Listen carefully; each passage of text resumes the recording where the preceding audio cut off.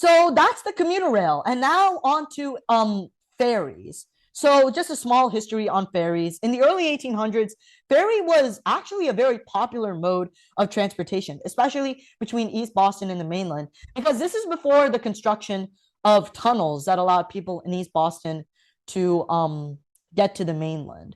So it was before the construction of Sumner and Callahan Tunnel. So in 1934, however, that changed with the construction of the Sumner Tunnel. It opened in 1934, which made the ferry from Eastie to the mainland completely obsolete because people could just use Sumner Tunnel to get from East Boston to the mainland.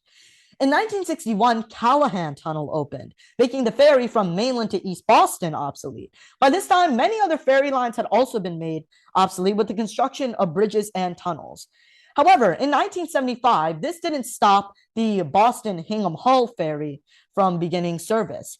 And today, in addition to the Hingham ferry, many other ferries to other parts of Massachusetts still operate for tourists who want to get to experience what it's like to be on the water in a state that's so close to the water and the the Atlantic Ocean, my bad. And so that's some history on the ferry. And now on to the route breakdown. So there are 6 MBTA ferries, all departing from either Long Wharf, Central Wharf, or Rose Wharf, all located by Aquarium Station on the Blue Line. One ferry goes to the Charlestown Navy Yard, and another ferry goes to Hingham and Hull, or Hingham or Hull, making stops at George's Island and Logan Airport Ferry Terminal. So that's the Hingham Hull ferry. The Lynn ferry goes to the Blossom Street Pier in Lynn. And the East Boston ferry goes to the Lewis Mall Wharf in East Boston. And the Winthrop ferry goes through Winthrop Landing, which stops at Seaport/Fan Pier, and a stop at Logan Airport Ferry Terminal inbound. So it stops at Seaport when it goes towards Winthrop, but it doesn't stop at Seaport when it goes towards Aquarium Station. And the final ferry follows the exact same route as the Winthrop ferry, except it goes to Quincy instead of Winthrop. However, in terms of year-round service and like how long each of these ferries runs on a yearly basis, the Charlestown ferry is the only ferry that runs year-round, every weekday, every weekend. It runs every single day of every single year. The Hingham Hull ferry runs year-round, but only on weekdays. So if you're planning to take the Hingham Hull ferry, do it on a weekday and not on a weekend, because the Hingham Hull ferry does not run on weekends. The Quincy ferry and Winthrop ferry both have weekday service from April 28th to November 26th, and weekend service from May 17th to October 12th. So they don't run year-round. And this also applies for the Lynn ferry, except that weekday service is, instead of being from April 28th to November 26th, is instead from March 31st to November 26th. For the East Boston ferry, weekday and weekend service is from March 31st to November 30th. So pretty much, just in summary, only the Charlestown ferry runs year-round. Other ferries have certain schedules that they run on instead of running year-round. So that is a route breakdown of the MBTA ferries. Now into some pros of the MBTA ferry. So the number one pro of the MBTA ferry, in my opinion, which is probably, no offense to people who use the MBTA ferry or people who like it, probably one of the only reasons that it's even in use is because of how scenic it is. Like, pretty much one of the only reasons that people take the MBTA ferry is so that they get to see the Atlantic Ocean all around them while they take the MBTA ferry from point A to point B. So it provides like a very scenic view of Boston, as well as sort of the Atlantic Ocean that Boston is right next to. So that's one pro of the ferry. Another pro is that it's good for areas where it's hard to get to Boston. Let me bring in Winthrop as an example. So pretty much the only way that you get into Winthrop without using a ferry is by using the 712 bus or the 713 bus, both running between Point Shirley and Orient Heights Station. Those are both infrequent bus routes, meaning that if you live in Winthrop, it's very hard for you to commute into Boston. Whereas, like, if you use the Winthrop ferry, it's actually quite easy because the Winthrop ferry just brings you straight from Winthrop into the mainland via the Logan Airport ferry terminal. So that's definitely another pro of the ferry. A final pro of the ferry, in my opinion, is that it's easy to transfer. And that's because literally every single ferry begins at the exact same place, right by the New England Aquarium. So it's really easy for you to take the ferry from from point A to Aquarium, and then from there transfer to another ferry to take from Aquarium to point B. So in that sense, it makes transfers really, really easy. Probably the biggest con of the ferry that is the reason for people don't use it as like often as we often expect to is that it's extremely impractical for commuters. Like unless you live in an area where it's hard for you to get from that area to downtown Boston, you pretty much have no reason to use the ferry at all if you have access to public transit right next to where you live. So that makes it extremely impractical for commuters and is the reason that the ferry isn't as used as often as expected. And that brings me into my second con that I actually had here is it's unnecessary in areas with public transit. Why use the ferry, which is slower than like usual local public transit and like the blue line, orange line, green line, red line? So why use the ferry to get into downtown Boston when you could just use local public transit to get into downtown Boston?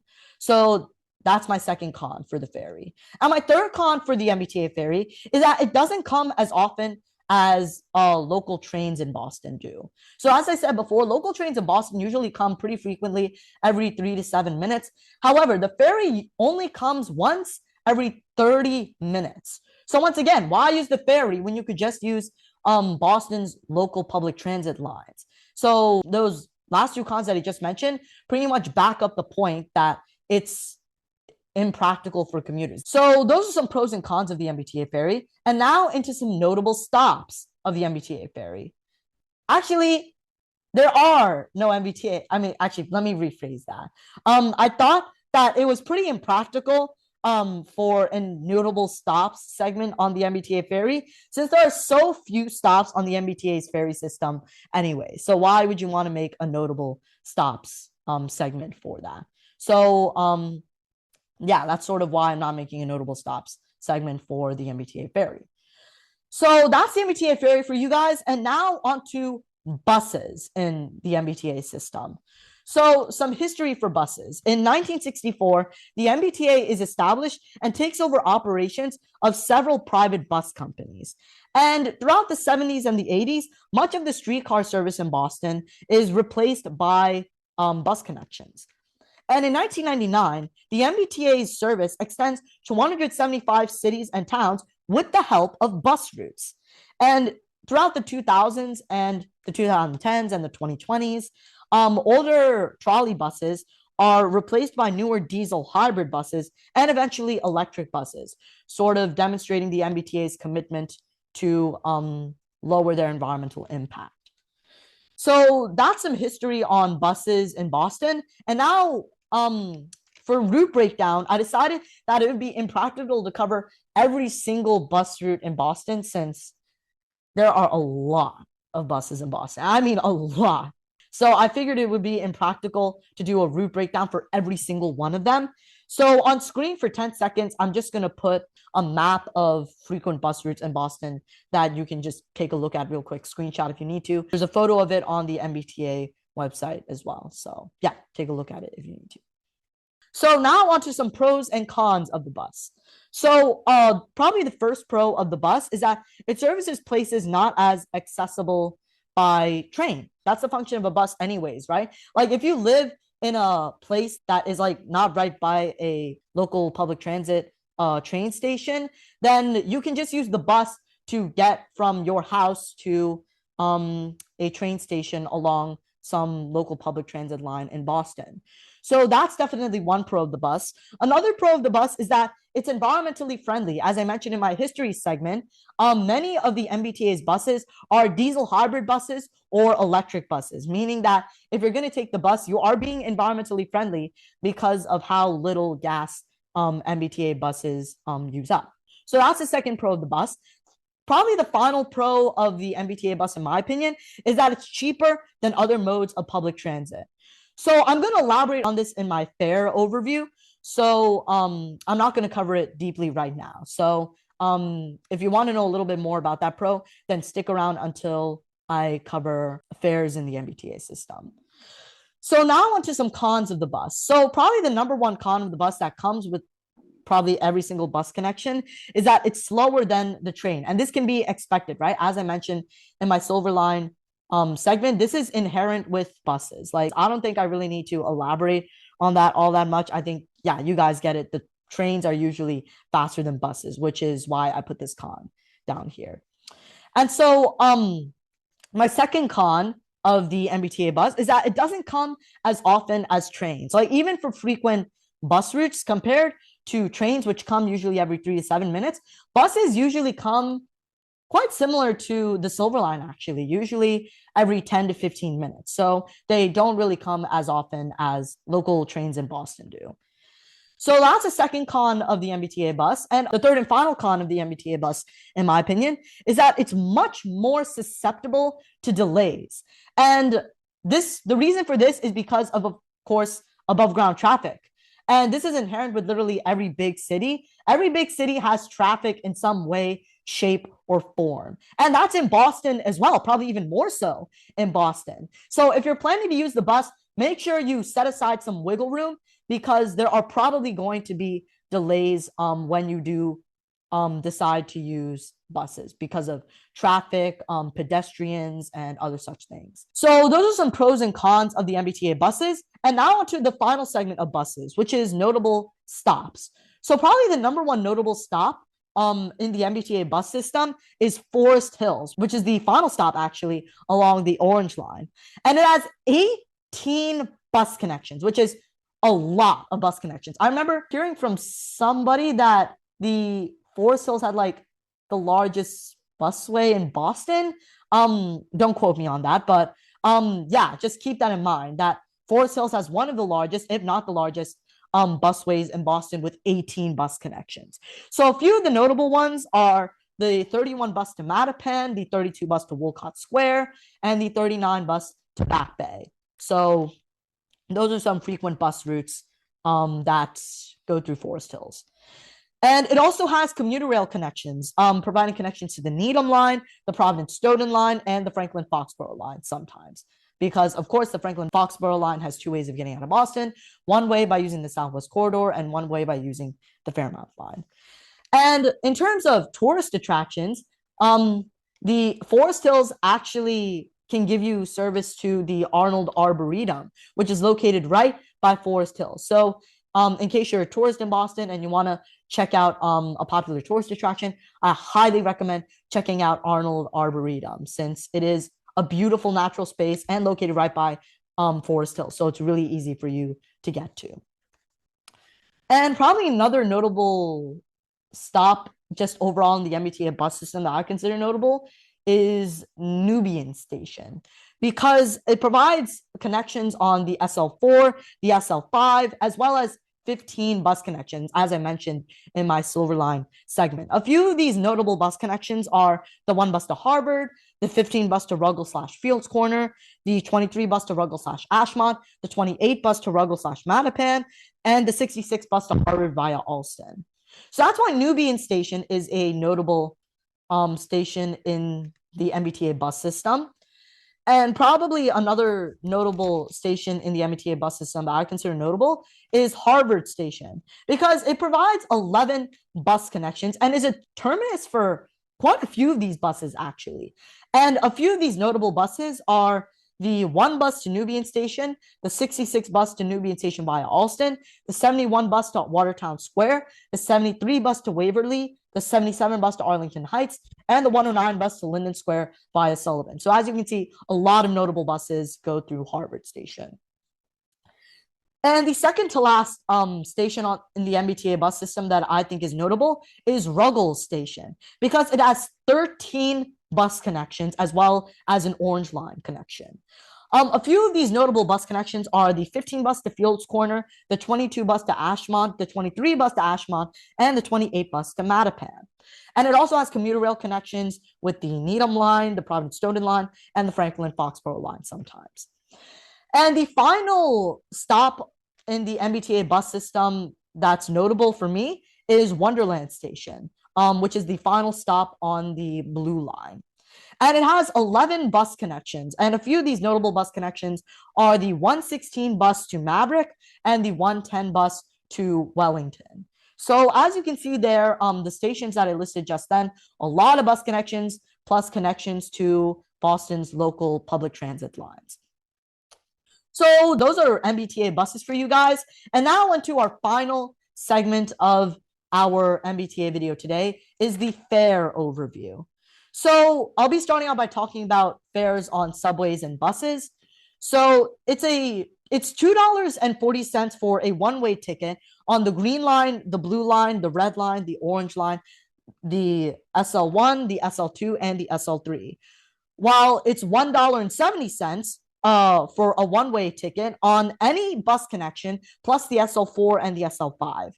And this is where it gets a little bit complicated and where I find that some people don't actually know about this. You can tap your one-way pass at most 3 times in a span of 2 hours, and it'll cost $2.40, unless you used all 3 of your taps on a bus, which in that case, it'll cost you $1.70. So don't think that if you buy a one-way ticket, you can only use it once. You can use it at most 3 times in a span of 2 hours. So don't go buying another one-way ticket just for a transfer. And there are also longer passes, like one-day passes for $11, 7-day passes for $22.50, and monthly passes for $90.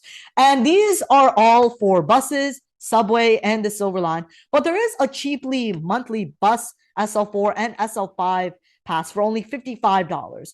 Although that pass and the monthly bus and subway pass only work for the remainder of the month, not for 30 days. So keep that in mind while buying a pass. So that's a bit of a fare overview for subways and buses. Now on to the commuter rail. So the commuter rail is a little bit more complicated as fares rely on a zoning system. So I'm going to put this chart on screen here so you guys can see what fares are depending on zones for the commuter rail.